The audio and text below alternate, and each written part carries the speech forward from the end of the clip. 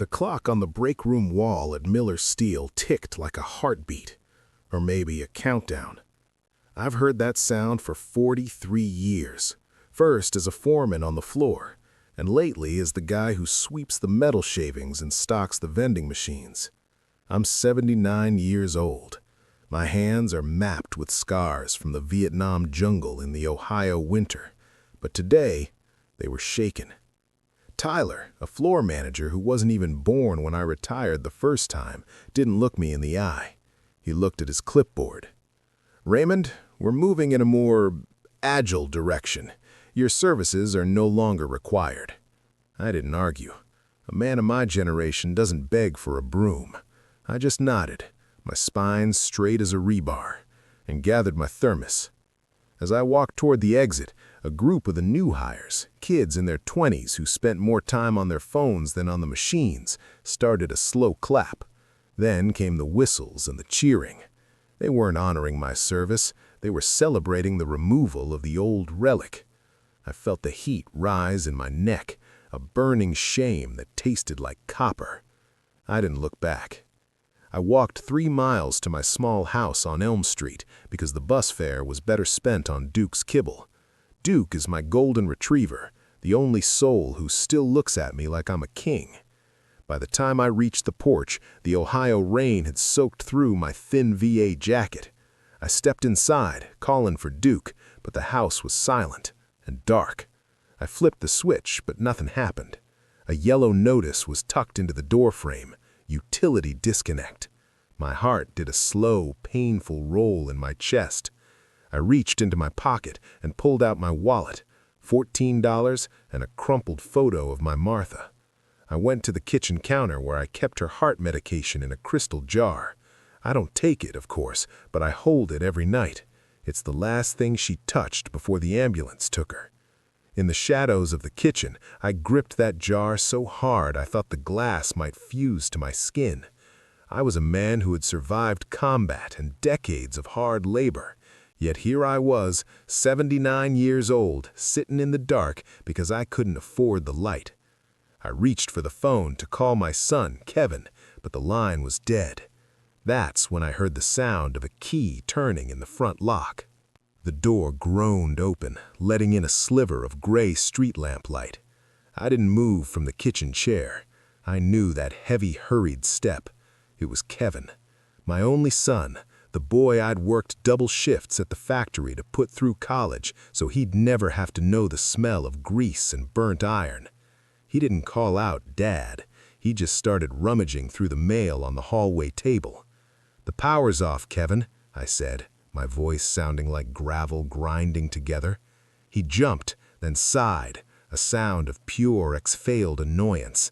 "Jesus, Dad, you scared me. Why are you sitting in the dark like a ghost?" He didn't wait for an answer. He walked into the kitchen, his expensive leather shoes clicking on the linoleum. He didn't ask if I'd eaten or how my day was. He just tapped the yellow notice on the counter. "This is what I'm talking about. You can't manage anymore. The house is falling apart, you're losing track of the bills, and frankly, it's embarrassing for both of us." I looked at him, really looked at him. He had my nose, but none of my soul. "I got let go today," I said quietly. I waited for a sorry pop, or "we'll figure it out." Instead, Kevin leaned against the refrigerator and checked his watch. "Maybe it's for the best. You're 79, for God's sakes. You should be in a place where they handle the utilities and the meals." He said "a place" like he was talking about a storage unit for old luggage. I thought about Duke sleeping in the corner and the way the sun hits Martha's roses in the backyard every June. "This is my home, Kevin. Your mother died in that bedroom. I'm not leaving." Kevin stepped closer, his shadow stretching across the floor. "Dad, be realistic. Your pension is a joke, and Social Security doesn't cover the property taxes. I've been looking at some senior living communities in Columbus. They're nice. They have bingo." He laughed, but there was no humor in it. It was the sound of a man closing a deal. "I don't want bingo. I want my dignity." Kevin didn't respond. He just picked up the jar of Martha's medicine and turned it over in his hands. He looked at it with a mix of pity and disgust before setting it back down with a sharp clack. "I'll pay the electric bill tonight, but we're signing the papers on Friday. It's for your own good, Raymond." He turned to leave but stopped at the door. "By the way, that dog has to go. The facility doesn't allow pets." He shut the door, and the silence that followed was heavier than the darkness. I reached down and felt Duke's wet nose against my palm, and for the first time in 10 years, a single tear escaped and vanished into the dog's fur. The next morning, the lights flickered back on, but the house felt colder than ever. I spent the day counting coins. I had a jar of quarters in the basement, meant for a rainy day. Well, it was pouring. I walked to the Walmart 2 miles away to buy the biggest bag of dog food I could carry. I skipped my own lunch, settling for a piece of dry toast and a cup of black coffee. My stomach growled, a low, persistent reminder of my hunger, but I didn't care. As long as Duke's bowl was full, I could handle the emptiness in my own gut. I sat on the porch and watched the neighborhood. It used to be full of families I knew. Now it was full of strangers who looked through me like I was a pane of glass. Around noon, a black SUV pulled into the driveway. It wasn't Kevin. A woman in a sharp suit stepped out, carrying a clipboard and a digital camera. She started taking photos of the house, the peeling paint on the shutters, the overgrown hedge, the porch swing where Martha and I used to sit every Sunday. "Can I help you?" I asked, standing up as straight as my back would allow. She looked up, startled. "Oh, you must be Mr. Carter. I'm the appraiser. Kevin Carter scheduled the walkthrough for today." My blood turned to ice. A walkthrough. He wasn't just suggesting a place. He was already measuring the value of my life in square footage. "My son doesn't own this house," I said, my voice trembling with a sudden, sharp anger. "I do." The woman looked down at her notes, her expression shifting to something like pity. "I have a power of attorney on file, sir, signed last month." I felt the world tilt. Last month, I'd been in the hospital with a bout of pneumonia. Kevin had brought me a stack of papers to sign, insurance forms, he'd called them. I had trusted him. I had signed my life away while gasping for air in a VA hospital bed. I didn't say another word to her. I went inside and locked the door, leaning my back against the wood. I looked at the hallway mirror. The man looking back was old, tired, and defeated. I looked at the phone. I wanted to call the police, but what would I say? That my son was a liar? They'd just think I was a confused old man who didn't remember what he'd signed. I felt a sharp pain in my chest, a tightness that made it hard to breathe. I reached for the crystal jar of Martha's meds just to feel the coolness of the glass. That's when I noticed it. The jar was empty. Someone had taken the pills. The emptiness of that jar hit me harder than the firing, harder than the power being cut. Those pills were useless, expired by years, but they were the last tangible connection to Martha's final days. Why would Kevin take them? Did he think I was hoarding them to do something desperate? Or was he so thorough in his cleaning that he'd thrown away my grief? I sat on the floor with Duke, my hand resting on his head. "It's just us, boy," I whispered. My mind started racing, piecing together the last few months, the insurance forms, the sudden interest in my health, the way he'd been asking about the deed to the house. He wasn't trying to save me. He was liquidating me. Friday came too fast. The air was thick with the scent of impending rain. Kevin arrived at 9 a.m. sharp, wearing a suit that probably cost more than my first car. He didn't come alone. He had a man with him, a tall, clinical-looking fellow with a briefcase. "This is Dr. Aris," Kevin said, not looking me in the eye. "He's just here to do a quick cognitive assessment, Dad. Standard procedure for the transition." I stood in the middle of my living room, surrounded by 40 years of memories, and I felt like a specimen under a microscope. Dr. Aris started asking questions. "What year is it, Raymond? Who is the president? Can you count backward from 100 by sevens?" I answered them all. I was sharp. I was clear. I saw Kevin's jaw tighten with every correct answer. He wanted me to fail. He needed me to be unfit to justify what he was doing. "He's clearly lucid," Dr. Aris said after 20 minutes, looking at Kevin. "But the physical environment is concerning. The lack of proper nutrition in the fridge, the neglected maintenance." Kevin stepped in, his voice oily and smooth. "Exactly. And he's been hallucinating about his late wife's medication, claiming someone stole it when the prescription was actually disposed of years ago." My heart hammered against my ribs. He was gaslighting me in front of a doctor. "I didn't hallucinate it. I kept those pills as a memento, and you took them." Kevin looked at the doctor and shook his head sadly. "See? He's agitated, paranoid. It's the early stages of dementia, just like I told you." He turned to me, his face a mask of false concern. "Dad, the car is waiting. Let's make this easy. If you come quietly, I'll see what I can do about the dog." The "if" hung in the air like a threat. He knew Duke was my only leverage. The senior community was called Whispering Oaks. It smelled like bleach and industrial-grade floor wax. They took my belt, my shoelaces, and my dignity at the front desk. Kevin didn't even come up to the room with me. He handed my suitcase to a burly orderly and told me he'd be in touch after the house closing. I stood by the window of my tiny, sterile room and watched his SUV disappear down the driveway. I was a prisoner of my own flesh and my son's greed. The first few days were a blur of scheduled naps and lukewarm cafeteria food. I sat in the common room with 20 other souls who looked just as discarded as I felt. I didn't participate. I didn't play bingo. I just sat and thought about Duke. Kevin had promised to find him a good home, but I knew my son's version of a good home usually involved a quick exit. One evening, a nurse named Sarah came into my room. She was young, with kind eyes that reminded me of my daughter who passed in infancy. She was the first person to treat me like a human being instead of a room number. "Mr. Carter, you haven't touched your dinner," she said, setting a tray down. "I'm not hungry, Sarah," I replied. "I just want to go home." She sighed and sat on the edge of the bed. "I saw your file, Raymond. Your son, he's been very insistent about the level of care you need. But between you and me, you seem more capable than half the staff here." I looked at her, a spark of hope flickering in my chest.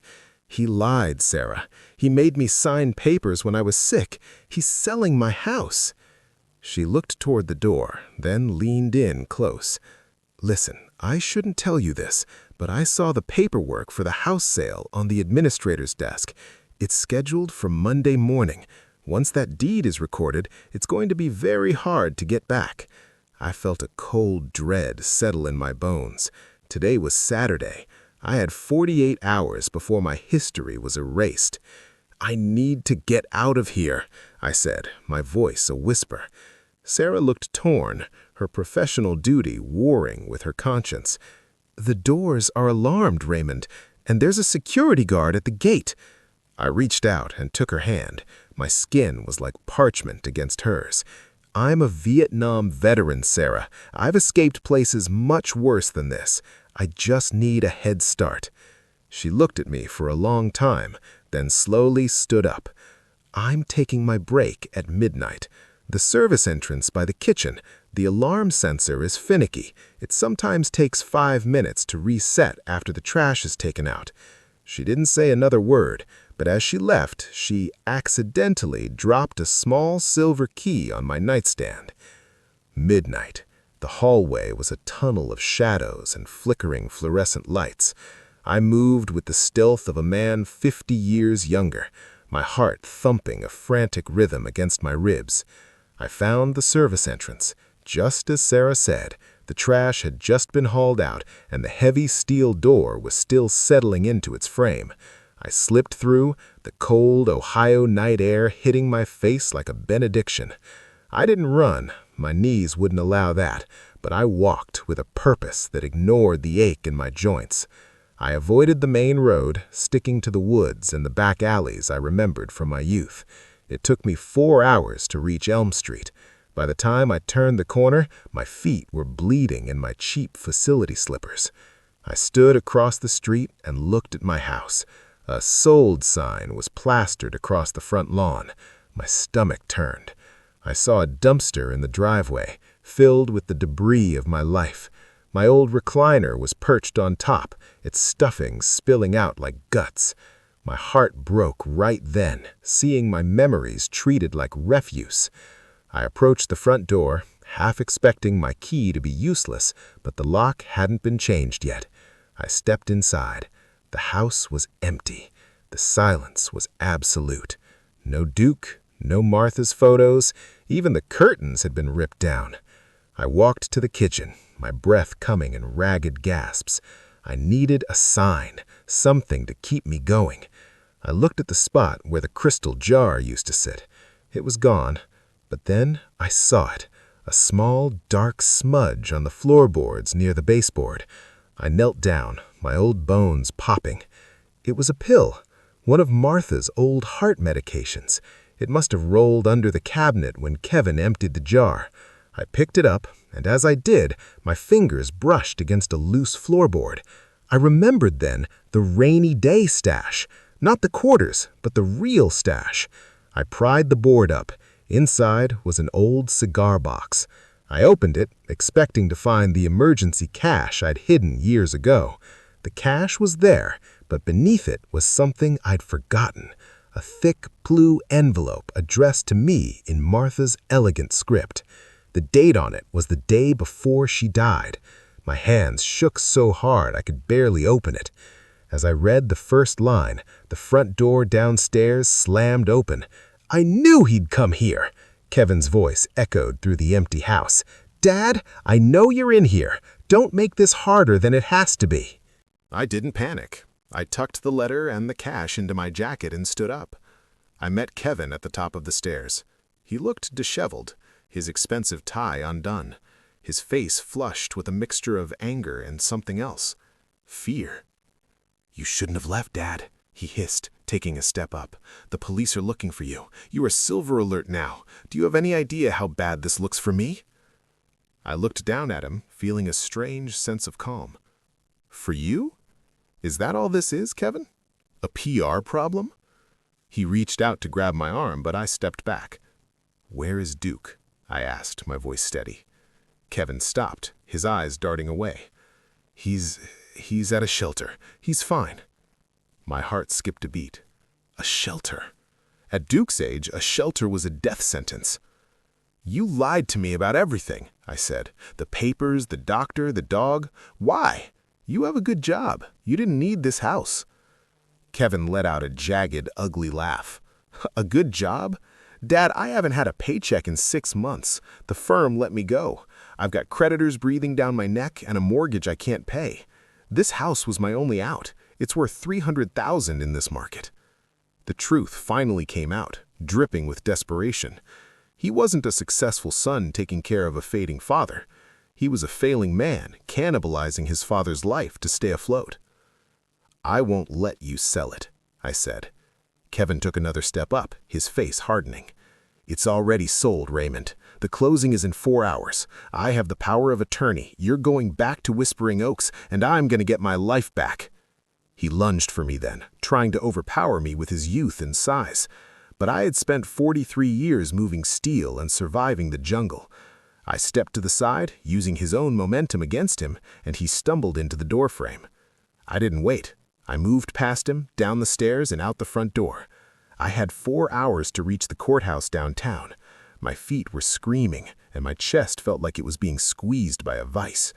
But I had Martha's letter in my pocket, and it felt like a shield. I didn't go to the bus stop. I went to the police station 3 blocks away. I didn't ask for help. I asked for Sergeant Miller. I'd coached his Little League team 30 years ago. I hoped he remembered the man who taught him how to catch a fly ball.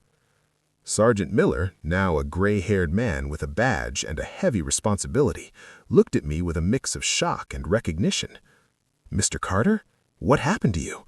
You look like you've been through a war." I sat in his office, my feet finally giving out. I told him everything. I told him about the insurance forms, the gaslighting, the empty house, and the sale. Then I pulled out Martha's letter. "Read the last page, Danny," I said, using his old name. Miller read it, his face turning grimmer with every sentence. Martha knew.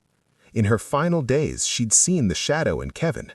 She'd written a codicil to her will, witnessed by her nurse at the time, stating that the house could never be sold as long as I was alive, and that any attempt to use a power of attorney to circumvent my wishes would immediately revoke that power. She'd hidden a copy in the floorboards, knowing I'd find it when I needed it most. "This is big, Raymond," Miller said, standing up. "If this is valid, your son has committed fraud, and if he's already signed a sale agreement, he's in even deeper." He looked at the clock. "The closing is at the title office on 4th Street. If we move now, we can catch them." We didn't just move. Miller put me in the front of his squad car, lights flashing. For the first time in my life, I was on the right side of a siren. As we sped through the streets of my town, I didn't feel like a victim. I felt like the foreman of Miller Steel again. I was a man with a job to do. We burst into the title office 10 minutes before the scheduled closing. Kevin was there, sitting across from a young couple who looked excited to start their lives in my home. Kevin saw me and turned as white as a sheet. "Dad, what are you doing here? Sergeant, he's not well." Miller stepped forward, his hand resting on his belt. "Save it, Kevin. We have a copy of your mother's codicil. The power of attorney you used to list this house was revoked the moment you tried to sell it. This sale is void." The young couple looked horrified. Kevin scrambled, his voice rising to a screech. "That's a lie! She was medicated. She didn't know what she was signing." I stepped forward, pulling the small, expired heart pill from my pocket and placing it on the mahogany table. "She knew exactly who you were, Kevin. She just hoped she was wrong. I hoped I was wrong too." The room went silent. Kevin slumped into his chair, the weight of his lies finally crushing him. But I didn't care about him anymore. I looked at Miller. "Take me to the shelter, Danny. I have a friend I need to pick up." The shelter was a loud, depressing place, filled with the echoes of barking dogs and the smell of sadness. I walked past the cages, my heart in my throat. I saw young dogs jumping and barking, desperate for attention. Then, at the very end, in a small corner cage, I saw him, Duke. He didn't bark. He was curled in a tight ball, his tail still, his eyes fixed on the concrete floor. He looked like he'd given up. "Duke," I whispered. His ears twitched. He lifted his head slowly, as if he didn't believe what he was hearing. When he saw me, he let out a sound I'll never forget, a high, keening cry that broke my heart and healed it all at once. He scrambled to the gate, his tail thumping against the metal bars like a drum. The shelter worker opened the door, and Duke nearly knocked me over, licking my face and whining with a joy that was almost painful. "He wouldn't eat," the worker said, wiping her eyes. "We thought he was mourning." I buried my face in his golden fur and finally let the tears come. I cried for Martha, for the 43 years at the factory, for the betrayal of my son, and for the simple, pure loyalty of a dog. I wasn't just a relic. I wasn't useless. I was Raymond Carter, and I was going home. But home was still a shell. As I walked back into the house on Elm Street with Duke at my side, the emptiness felt different. It wasn't the silence of death. It was the silence of a new beginning. Sergeant Miller had told me that Kevin was being taken in for questioning regarding the fraud and the potential theft of my pension funds. There would be a trial. There would be consequences. I sat on the floor, the only place to sit, and opened Martha's letter again to read the parts I'd skipped. "Raymond," she wrote, "I know you'll want to forgive him. You always were too kind for your own good. But remember that your dignity isn't a gift you give to others, it's a flame you keep for yourself. Don't let him blow it out. I looked around my empty living room. My furniture was in a dumpster, my bank account was drained. But as the sun began to set, casting a golden glow over the floorboards, I realized I still had the house. I had Duke, and for the first time in years, I had the truth. I reached into my pocket and found my last $14. It was enough for a pizza and a box of dog treats. The next few months were a whirlwind. The story of the old veteran cheered at retirement, betrayed by son, hit the local news. The kids at the factory, the ones who had mocked me, didn't come to apologize, but the owner of Miller Steel did. He offered me my foreman job back, or a pension supplement that would mean I'd never have to sweep a floor again. I took the supplement. I didn't want to go back to the place that cheered for my downfall. I wanted to stay where I was loved. Kevin was convicted of third-degree felony fraud. He received a suspended sentence and 5 years of probation, but the real punishment was the restitution. Every cent he'd taken from my pension and the equity he'd tried to steal had to be paid back. He lost his SUV, his expensive apartment, and his reputation. He called me once from a burner phone, crying, asking for a loan to get back on his feet. I listened to his voice, the voice of the boy I'd raised, and I felt a flicker of the old love. But then I looked at the scar on my hand from the day he'd forced me to sign those papers while I was gasping for breath. "I hope you find your way, Kevin," I said, "but you'll have to walk it alone, just like you made me do." I hung up. It wasn't malice, it was justice. I used the restitution money to buy back my furniture from the second-hand shop where the dumpster company had sold it. I repainted the shutters, I tended to Martha's roses until they bloomed so bright they looked like they were on fire. On a warm Saturday evening, I sat on my porch swing with Duke at my feet. The neighborhood kids were playing in the street, and for the first time, they waved at me. I wasn't the old relic anymore. I was the man who kept his flame lit. I reached into my pocket and found a small velvet box I'd found hidden in the back of Kevin's old closet when I was cleaning out his things. It was Martha's wedding ring. He'd stolen it to sell, but he hadn't been able to go through with it. I slipped it onto my pinky finger, the only place it would fit. It was cold at first, then it warmed against my skin. I'm 80 years old now. I've been fired, betrayed, and discarded. But as I look at the sunset over Ohio, I know one thing for certain. I am Raymond Carter. I am still here, and I am enough.